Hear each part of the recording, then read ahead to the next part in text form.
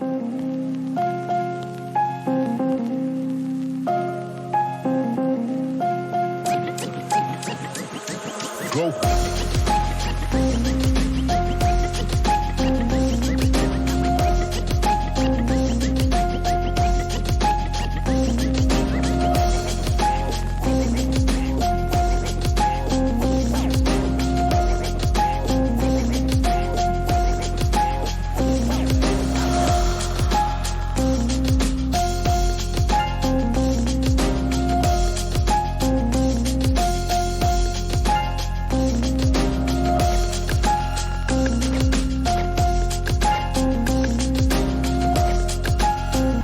Hello, good morning guys, this is Taupe Haze Kicks, and I hope that you enjoyed the quick intro video. Now we're going to talk about the projection. We're going to talk about where to get the Jordan 5 Raging Bull. We're going to talk about how many pairs were made, and we're also going to talk about the resale, and I'm going to quickly show you how to identify the fake ones. So let's jump into the Stockist, because every time I do this I always want to know who is getting the shoe, and it's pretty standard for any general release. So what we have is, for the major chains, you have Foot Locker Champs, Foot Action East Bay Online, Finish Line, JD Sports, Hibbert, Dick's Sporting Goods. And for the minor chains, you have Shoe City, Snipes, DTLR, Jimmy Jazz, Shoe Polish Chic.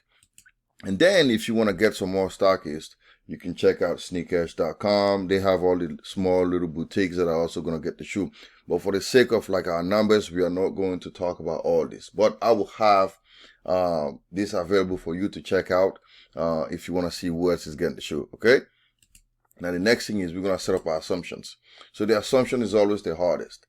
So what I'm going to say is this: I'm going to assume that Foot Locker, Foot Action, and Champs and East Bay are going to get about 30% of the total inventory. And then the second thing we're going to say is we're going to assume that each Foot Locker, Foot Action, and Champs physical store will be getting the shoe. That means every single one of their locations is going to get it. This is a general release, so mostly all locations are going to get it. And now the next thing is we're going to do is we're going to try to figure out how many they're getting. Okay, so for Foot Locker, I'm going to give them 24 pairs per regular Foot Locker stores. And for the House of Hoops location, I'm going to give them 70 each. Now the next thing is more critical, like for Champs and Foot Action. Yesterday, I went to my local Champs and I talked to a couple of the managers. And the guy told me that they only got 12 pairs. Now, the Champs location in my location is pretty small, so I'm sure this is why they got only 12. So what I did was I stretched the number to 18 for Foot Action and Champs, just to be safe, because I'm sure some Champs that are located in like places like New York might get more than just 12 pairs. So to be safe, I'm going to assign for Champs and Foot Action 18 pairs per store. And then the next thing we're going to do is for the online allocation, I'm going to give them a third of the total inventory the physical stores are getting. That means if the physical stores are getting 300 pairs, the online allocation is going to be 100. That's pretty much what I'm trying to say here. And then the next thing we're going to do is we're going to give East Bay a third of the total from Foot Action, Foot Locker, and Champs online combined. Okay? And then the next thing we're going to do is check our numbers. So now that's the fun part. For Foot Locker, since there's like 1,000 Foot Locker stores, if you take away the House of Hoops, you are left with 830 Foot Lockers. So it's going to be 830 times 24, which is 19,920 pairs. And for House of Hoops, it's going to be 170 times 70, which is 11,900 pairs. And then the next thing is going to be, Foot Action, which is 210 times 18. 3,780 pairs. And then the next is Champs, is 547 times 18, which is 9,846 pairs. And then for all of these online stores, is going to be Foot Locker plus Foot Action and Champs physical divided by 3, which I did, which is 19,920 plus 11,900 plus 3,780 plus 9,846. All that divided by 3, I came up with 15,149. And then we're going to continue this. East Bay is going to be that number divided by 3 based on our assumptions, which is 5,050. And then the next is going to be the total for all entities, meaning in-store and online. So you're going to add up all these numbers together. And when I did it, it came up with 65,645 pairs. So that stretched the number to 70,000 because of possible errors in my assumptions. So the next thing we're going to do now is, since we established at the outset that this number stands for 30% of the entire production for the USA, we can conclude that the total number of pairs for America will be 70,000 plus 70,000 plus 70,000 plus 70,000 by 3, which, because it's 30% plus 30% plus 30% plus 10%. Okay, so 3 times 30% is 90%, and the remaining is 10%. So I came up with 234,000 pairs. Now, I'll say that this is just for the USA. So for the global production, I'm going to stretch this number by 2. Like, I'm going to multiply by 2. So I went up all the way up to like 440,000. Okay, I could have easily say 468, but I'm going to say like 440,000. So the total production, in my opinion, is going to be between 234K and 440K. Again, I need to make sure I tell you guys my disclaimer, because I don't work for the brands. I don't work for any of these companies, but I do have, I've seen what happened in the past. You can kind of establish some patterns there and then calculate some numbers. So this projection are meant to just give you an idea of what might be the reality. Okay, this is, don't say that this guy works for the brand and he knows what. Nah, I'm just giving you a picture of what might be going on. So take everything that I say with a grain of salt. All right, now let's talk about resale. So to talk about resale, I'm going to show you my chart, and then we're going to go and then break this down real quick. So basically what I did was I give you a breakdown of the resale value by size. You can kind of see what's going on here.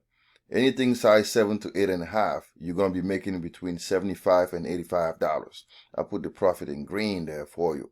Okay, size 7 for 304. This is how much it's reselling for. 7.5 by 4 is like 282. So your profit is in green. All right, now the mid size is like anything between a 9 and 11.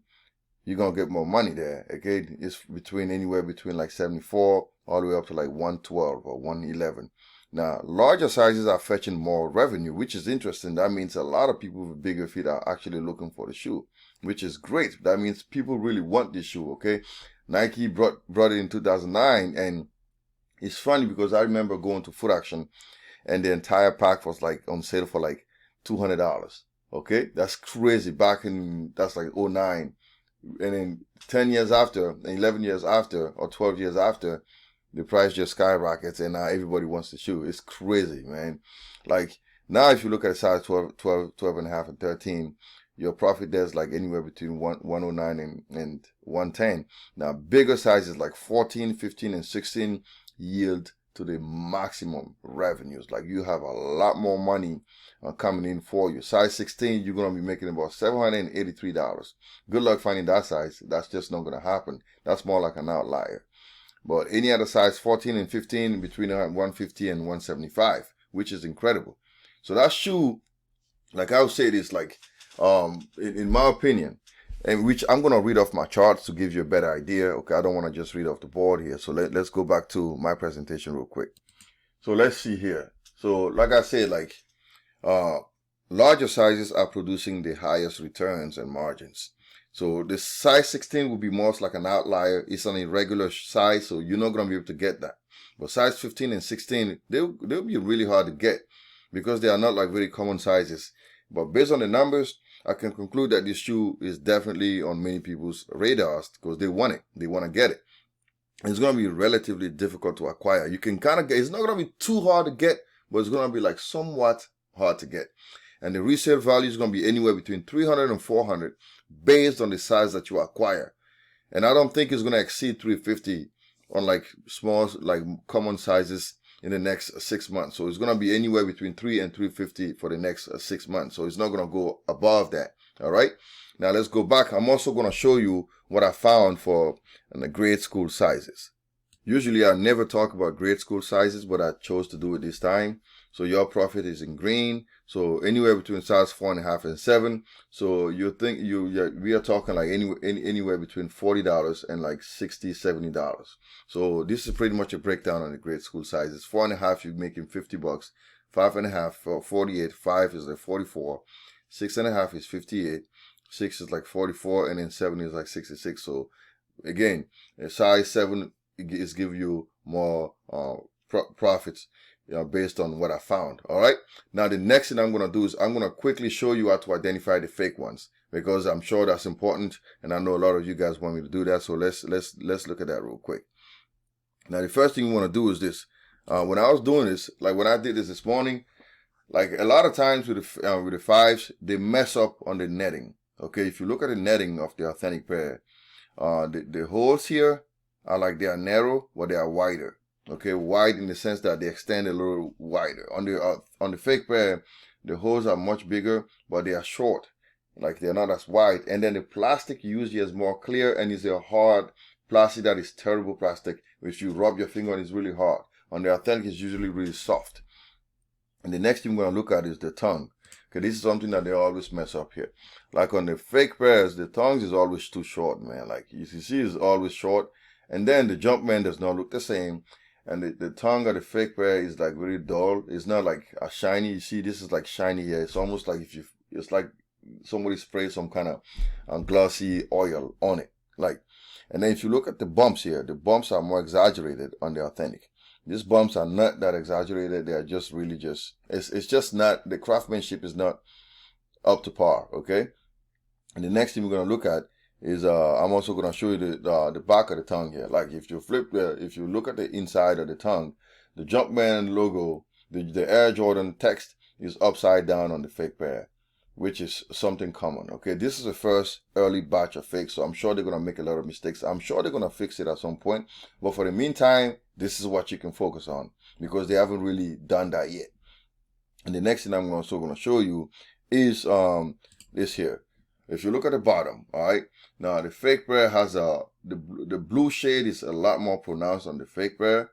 It's like subtle on the authentic, and the 3D, there's like a hole here. It's like 3D on the authentic, and the fake pair is not really 3D, and the hole is a little bit weird. All right, you can see that there. And again, I'll show you. Look at this. This almost look like the holes look like slit. They're not as wide. They're not as like big. When they're fake pair, see how big the holes are? Again, I'm gonna show you that here. And the next thing we're going to look at is we're going to look at the insoles. Okay, this is also a big problem with like most fakes. Like the ink that they use on the fake pair is always like cheap. So as soon as you step into that shoe, that thing is going to peel off. In comparison to the authentic pair, it's more like an indelible ink. So that's not going to come off as quick. All right. And the next thing I'm going to show you, and we're going to wrap this up, is the box. The box is totally wrong. So you didn't even have to look at all these pictures, but I just wanted to show it to you just for the sake of it. Now they use the wrong box on the fake one, the wrong color code. They say university red, black, white. It's supposed to be varsity red, black, and white. And then usually on the authentic, USA is always in bold in comparison to the other ones. And the fake pair is just completely off. The made in China is in like lowercase, on the authentic is in caps. So it's just a lot of different things. All right. Now the next thing we're gonna do is I'm gonna show you where to get the shoe, and then we're gonna wrap this up. Like I say, if you wanna buy it, I will have a link for it in the description, and I'll have a bunch of like authentic sellers for you, because I know this shoe is gonna be hard to get, and some people don't want to bother with just waiting on Saturday. So if you want legitimate sellers to buy from, I'll have a link for you. Again, thanks for watching, and please guys, if you like this kind of information that I'm giving you, please like, share, and subscribe to the channel. It does help a whole lot. This takes me a lot of time to do, so please, I would appreciate if you can do that for me. All right, thanks for watching, and stay tuned for more stuff.